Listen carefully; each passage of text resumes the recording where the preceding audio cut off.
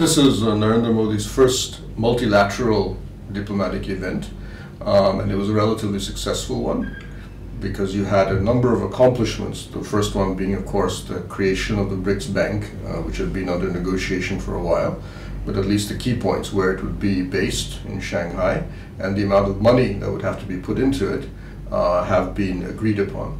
The bank will be very small in its initial phase, but at least it's a start, and we'll see where exactly it goes. And second, he had a number of bilateral summits, with Russia, China being the most important. And those are important because those are his first meetings with the leaders of Russia and China, both countries of considerable importance globally. For a lot of these governments now, Modi is an unknown factor. He's always been a chief minister of a state.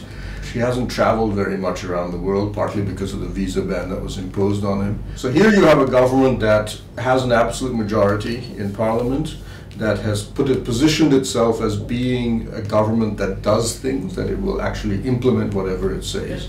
So this has made it India much more exciting for a lot of these countries. So between Russia, India, China, and Brazil, they were able to at least put together some sort of a coherent economic strategy about the future.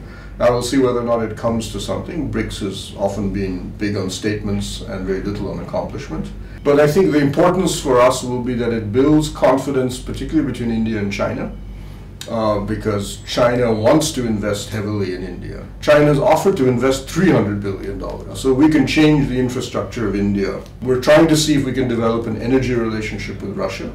That doesn't necessarily mean lower prices, but it does mean a more stable supply. And so we're hoping to see that some of this, the BRICS is part of a larger diplomatic game of slowly building up a better relationship, better points of trust between, as I said, these emerging economies who don't actually have as much interaction with each other as is often believed.